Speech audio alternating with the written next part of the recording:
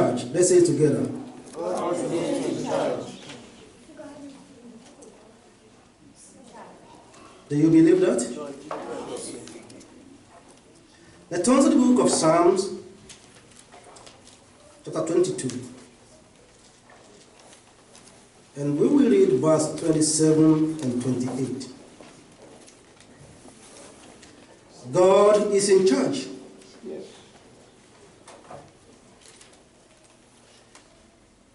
Psalms 22, verse 27 and 28. Are you there? Yes. Today I'm going to use two versions. I have KJV with me and I have NIV. Verse 27. All the ends of the world shall remember and turn unto the Lord. And all the kindreds of the nations shall worship before God. Verse 28. For the kingdom is the Lord, and he is the governor among the nations.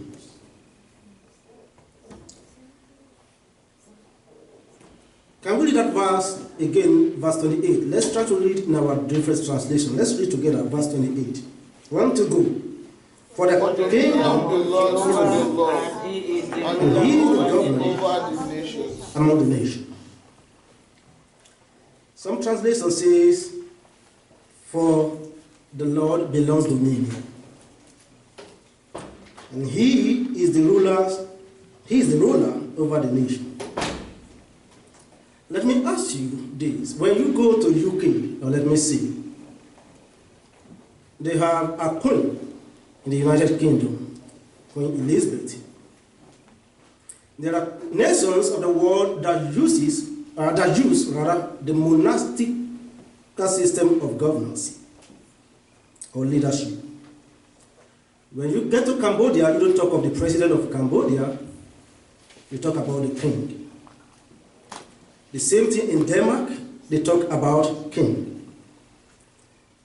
When you get to Belgium, they talk about the king and his kingdom.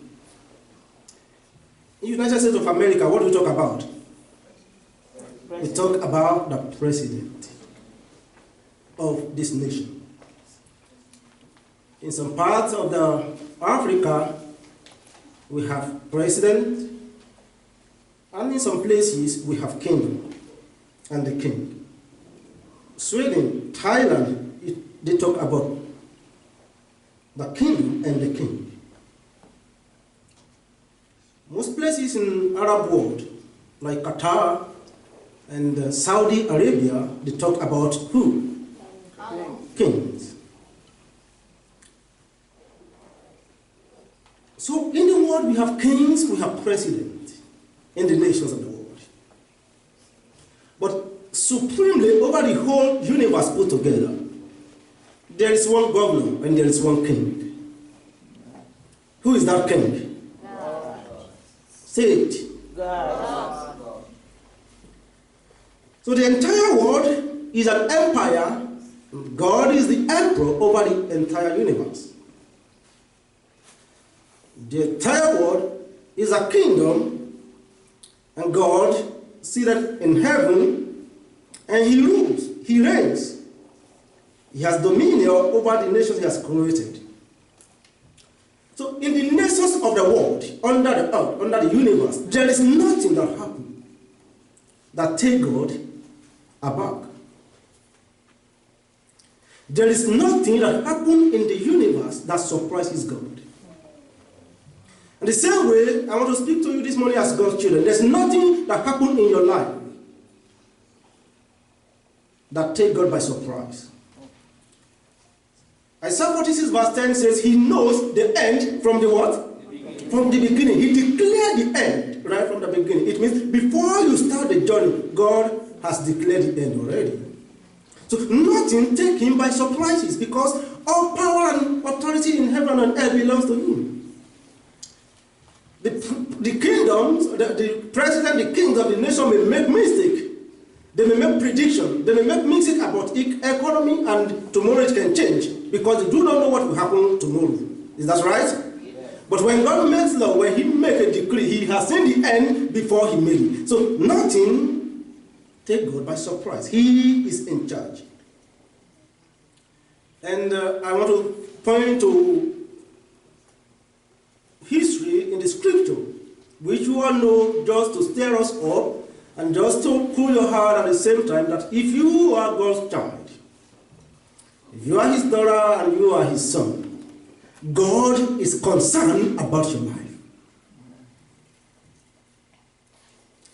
Let's point attention to Joseph. Joseph was hated by his brothers, and he was thrown in pit and sold as a slave. He defended himself against being raped by Miss Potiphar. And because of this, he was beaten and he was thrown into prison. Where was God? Answer me. Was God in charge? Yes. David came on board. He said God sent him ahead of them into the land of Egypt. But when they were beating him, putting him in prison and maltreating him, we thought this is the evil things in the world. But it was orchestrated by God. The issue is this. God has decreed your end to be good, but the pathway to get there, the pathway between you and your destination, God doesn't reveal all of that. Because if he revealed all of that to you, some of us, we have run away.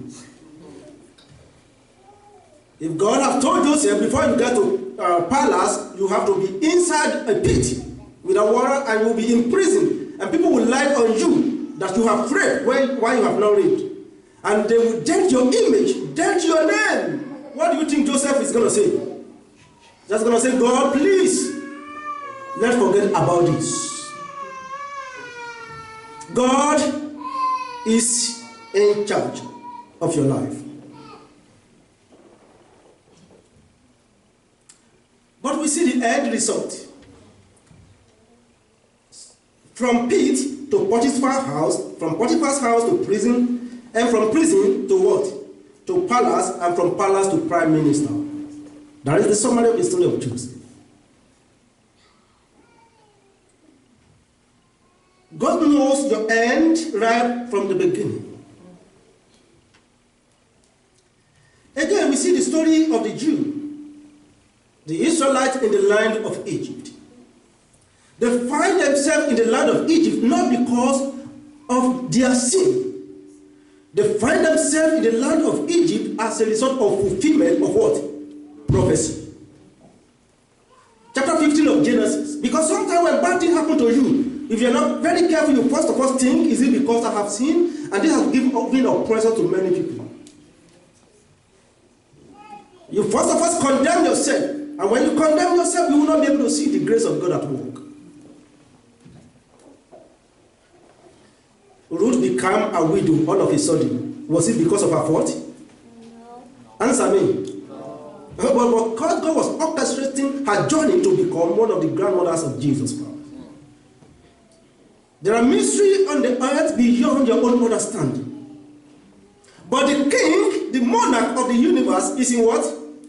Is in charge. Say it again. He is in charge. Can you say it again? He is in charge. God told Abraham ahead of time concerning the people of Israel. This is the second example. That your people, your children, your dynasty will be in the land of Egypt, a strange land, and they'll be falling out there for 400 years. But at a point in time, they will be enslaved, they will be oppressed, life will be made bitter for them. But I, God, I am in what? Answer me. I am in charge. If someone comes to you and tells you your own son, your children will be maltreated one time, will be oppressed, and they will beat them, they will put them in prison, they will make life bitter for them, your own children, what will be your response? You eventually will say God is wicked. But God said, I am in all of this. I am what? I am in charge. How did we see that God was in charge with all the oppression of the Israelites in the land of Egypt? Number one, we see that in the land of Egypt, they went in hundreds But by the time they were leaving that place, they were in millions. From about 600 to 3 million, they grew in that land. They became strong and powerful as a nation. And Pharaoh made a law with the law to kill all the firstborn male in the midst of the Israelite community.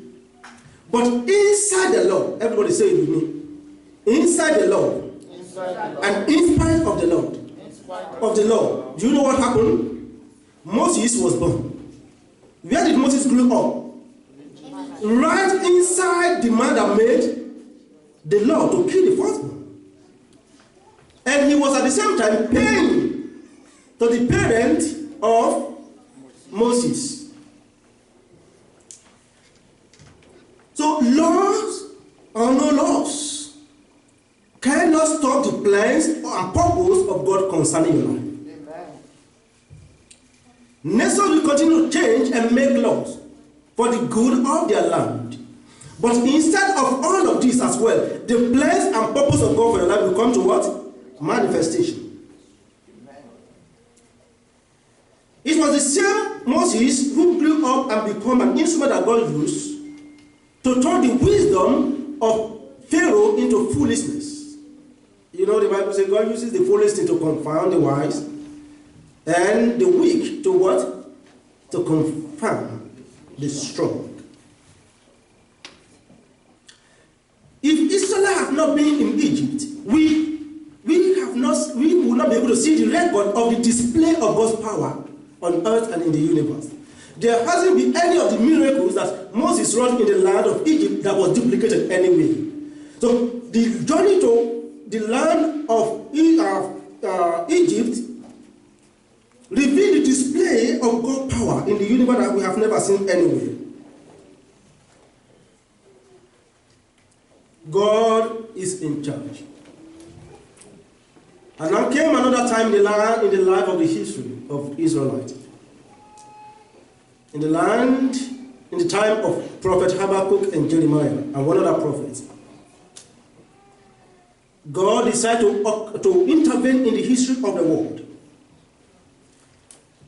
And Habakkuk asked God two questions. Number one of the questions he asked God was, Lord, why is it that the evil one get prosper? There are two other people that asked the same question. Jeremiah asked God the same question. Why is it that sometimes it seems God things goes bad with the good people, but with the evil one, things get what? Better. Jeremiah asked the same question. Agabus in the book of Psalm 73 asked the same question. And do you know the response of God to Habakkuk? God to Habakkuk, you have not seen anything yet. I'm still going to do something that will make your ear tingle. You know what I'm going to do? I'm going to bring a wicked nation to oppress you that is less wicked. You are less wicked, but I'm going to bring a nation that is more wicked to discipline and oppress you. How will you use the most wicked person to discipline a little bit righteous person? God said, because I am in what? I am in charge. And Habakkuk told God, well, God, it's difficult to understand your way. But, God, even when I don't know what you are doing, I'm going to do what? Trust in you. Even when the pomegranate, even when the fig tree refuses to blossom, and the oceans were not flowing the way they should flow, yet I am still going to what? Trust in you. And here comes the nation of Babylon and swept away the land of Judah into slavery. And the conclusion of Habakkuk was, the just shall live by what? By faith. Even when you don't know what God is doing. The just shall what? Shall live by faith. But in the land of Babylon, did you see God at work? Answer me, everybody. Was God in charge in the land of Babylon? Yes. There in the land of Babylon, we see three Hebrew boys, Shadrach, Meshach, and Abednego, displaying the majestical power of the Lord. Through them, God displayed his power. And again, we see the fourth boy, Daniel. Even when law was changed, just because of Daniel alone, And Daniel said, I have been obeying all the civil laws in this land. I have never violated anyone. But the law for me to bow for idol instead of the living God, I will not follow. And because of this, he was imprisoned. No, he was threw into what? Children? To the lions den. Was God in charge? Answer me. Was God in charge? There in the lion den, we saw the power of God at work. He closed the mouth of the lions, and they were not able. In the last two chapters of chapter 3 of the book of Daniel, King Nebuchadnezzar said, there is no any other God anywhere except the God of Shadrach, Meshach, and Abednego. My prayer will be for you and myself in any land we find ourselves, be in homeland or foreign land, that people will look at you and say, there is no any other God anywhere like your God. The same thing in the last chapter, and the king commanded that every other person in my world, because he was the powerful kingdom in the earth, he enslaved the whole world. And he said, every other person, every other nation must bow for the God of Shadrach, Meshach, and Abednego. When the darkness is thick, it is then we need more light. Just shine your light, and darkness will disappear. In the last chapter of chapter 6, in the last verses there, after Daniel came out from the lions, then King Darius said, there is no any other God in the whole world that saves his own people like the God of Daniel. How I wish that would be your testimony and my testimony, that there is no any other. I want to know your God. Which God do you serve? At work, people ask you, what kind of God do you serve? What God do you serve? This is the time to sign the life of Jesus Christ, because Christ is in control. Amen. So without the Israelites going to the land of Babylon, we will not be able to see the magnificent display of the power of God. God is in charge. And only the just shall live by faith. And the last example to this is when the Roman Empire, after the Babylonian, the Roman Empire came on board. And the Israelites, the Jews, were under the oppression of the Roman soldier and government. Emperors were coming one after the other. One, some are good, some are evil. And at that point in time, the Israelites were waiting for the Messiah. They were waiting for Jesus, for Messiah. And God sent Jesus as the Messiah. But they were disappointed at the plans of God. Sometimes we feel disappointed at the plans and purpose of God. They were looking for a Messiah that would come and lead a military coup against the rule of Roman Empire and set them free. But God decided not to send Jesus in that way. And up till now, some of them never believed that Jesus has come, the Messiah has come. And Jesus came on board as the Messiah. But during the reigns of the emperor in the Roman Empire, there are many things that happened that form the foundation for the gospel. Number one, the revival in culture, civilization, and language become a foundation for the gospel. The emperor mandated for the whole world to be speaking Greek. And when the Bible was written, what happened? The Bible was written in what? In Greek. So the whole world had the Bible in their hands. God worked in mystery. Number two, the king and the emperor encouraged wisdom and learning. Everybody must be able to speak at least what we call Koine Greek. And so when people have the scripture written in Greek, it was not difficult for them to understand. Number three thing was the program called Pax Romana, the peace of Rome. So people can travel anywhere and experience peace under the Roman government, because there are military troops everywhere to bring peace. And another thing was the construction of roads that link empires, the whole empire together, from Egypt to Spain to Italy to everywhere. This road were the road through which the gospel travels to reach people. So God brought this nation in place because He is in control. And another thing was the Jews scattered everywhere. And everywhere you see Jews, they built what we call synagogue. Inside this synagogue, they started teaching the Old Testament, ever before the coming of the New Testament. And the Old Testament revealed that there is only one God, and at the same time, they are expecting who? Messiah. And when the New Testament came on board and joined the Old Testament, the scripture was complete. The message of the Messiah. God is in charge. I want to finish this way.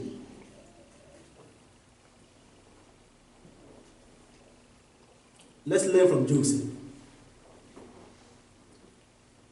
When Joseph was exonerated, he never revenged upon his brother. When Joseph became second in command in the land of Egypt, if he were to be you and myself, the first thing I would do was to go and arrest Potiphar and his wife for putting into public shame. I would put them inside prison because now I'm the second in command. He never did. He never did.